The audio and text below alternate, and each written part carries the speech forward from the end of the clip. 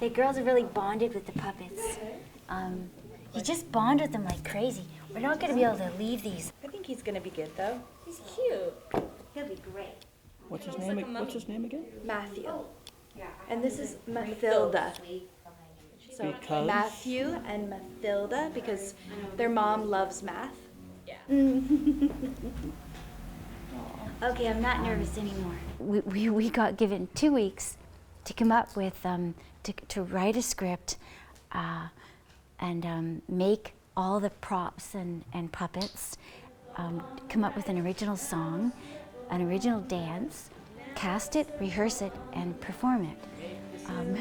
For combining all the arts with a math theme. And so that's what we're doing. Well, we've just had a little surprise news in that we've just learned that the auditorium isn't going to be available for the play. We've been here for 3 weeks now. This is our second last day of our alternative practicum. And after tomorrow, then we're finished and we just have the event next Saturday. So it's busy time, it's crunch time. Yeah. I would think so. Yeah. Especially sitting next to Caitlin, because she's bossy. Yeah, bossy. No, I'm just joking. That's not true.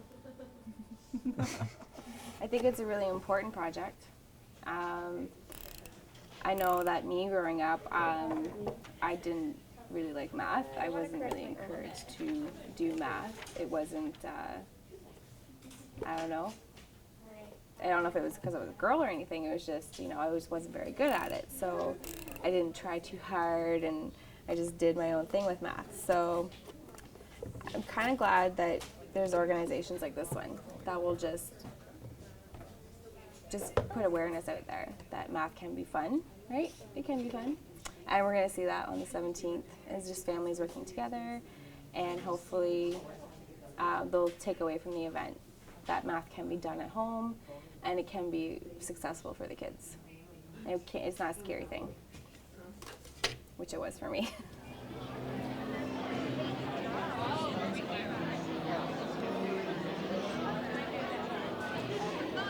Kingston Counts was the inaugural event of the Community Outreach Center at the Faculty of Education, sponsored by the Imperial Oil Foundation and by the Faculty of Education.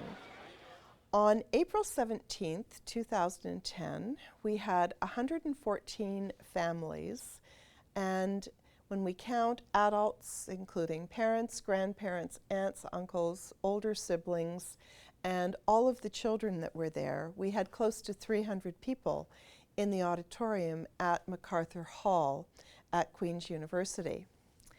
As people were welcomed into the Faculty of Education through the front doors at MacArthur, they received a registration package that included a passport to math success.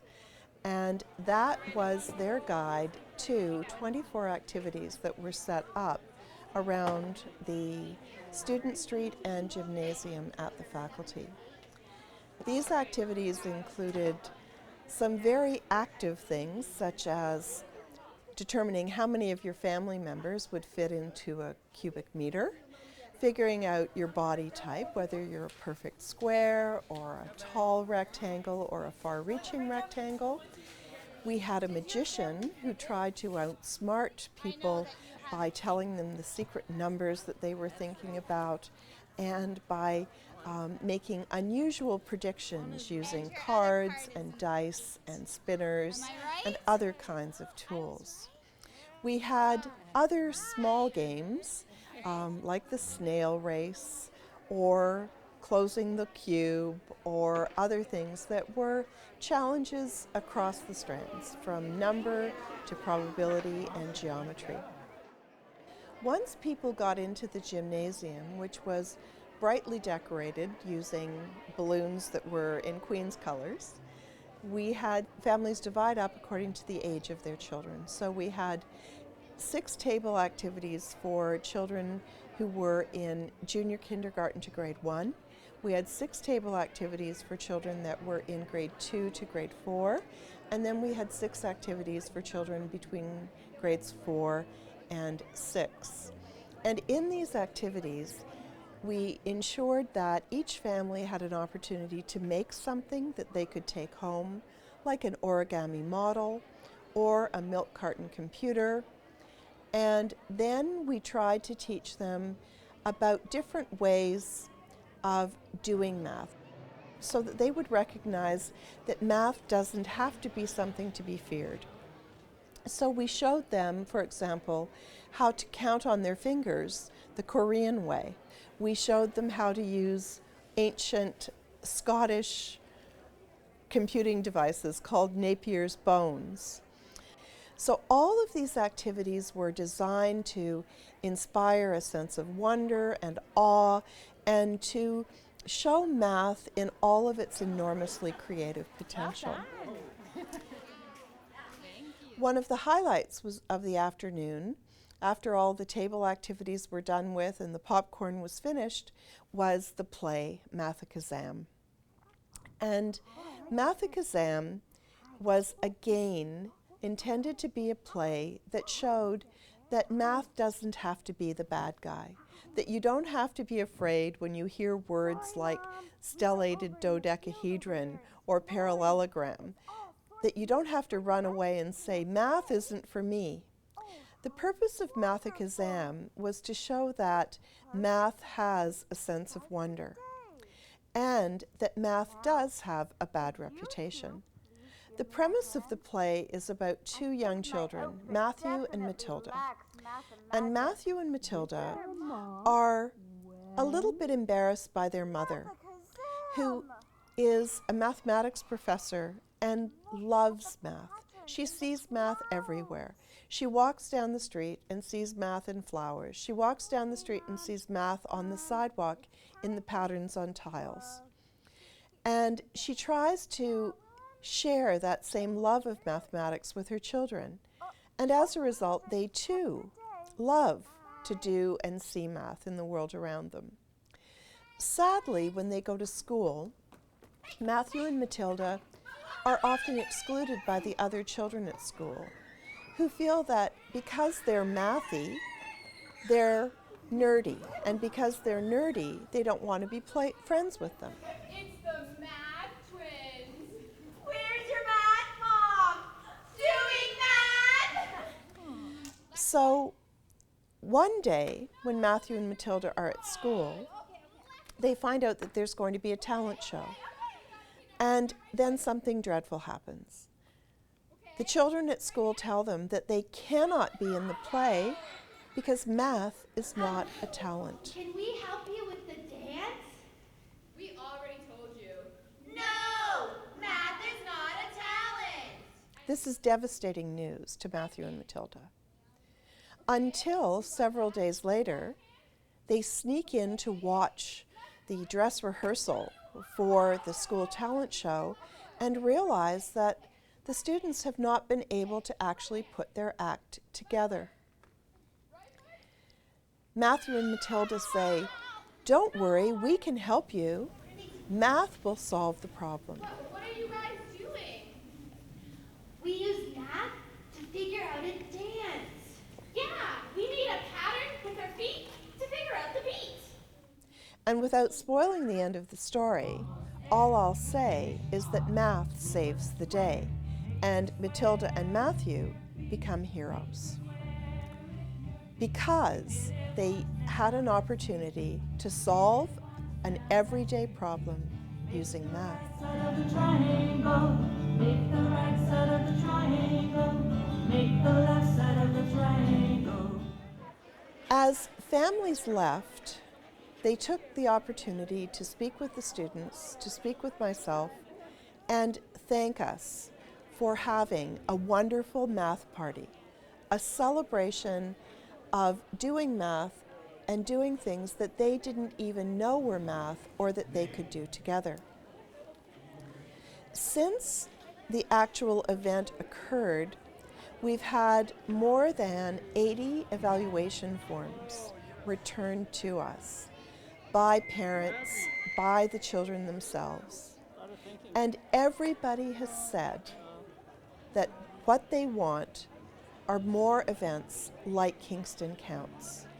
Times when parents and children can come together and do interesting and active things that are educational but also fun. The parents appreciated the fact that there are the book that we gave them, that they could take that home and actually find other math games and books and things that they could do while they were driving in the car to the cottage, while they were getting dinner ready, while they were getting ready for bed. They now had an opportunity not to just read stories to their children, an important part of literacy encouragement at home. They also had an opportunity to do numeracy activities at home. So on reflection, what I feel that Kingston Counts has done is actually create a little bit of a hunger for more events like this. And it's widened people's horizons in terms of what they can do to support math at home. That it doesn't have to be intimidating, that it can be as natural as baking muffins or preparing a pizza.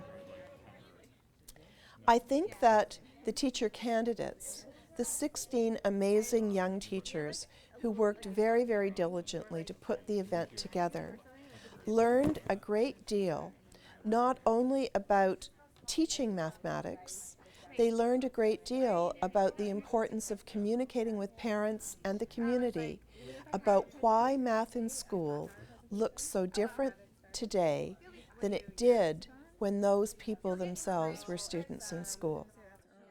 Now we have a lot of resources to present math in a fun way so that children get the same concepts that they would have gotten the old way, the rote way and the old-fashioned way, but in this manner they're having fun and they're learning a lot also. I think that there's a big focus on literacy at home for many families, and I feel that bringing math in a fun way to a home is a great way to help numeracy and math in the classroom. Que les parents soient capables de voir toutes les choses mathématiques qui sont déjà en français, qu'ils peuvent les comprendre et les traductions. Trying to see how they can do it within their own homes and incorporate it in their everyday lives. They do math every day and they don't even realize. It's really changed my perspective, and I can't wait to use these activities next year. I'm taking my bag to my class next year. So. It's my hope to see events like Kingston Counts replicated in community centers, school gymnasia, church basements, any place where people gather together.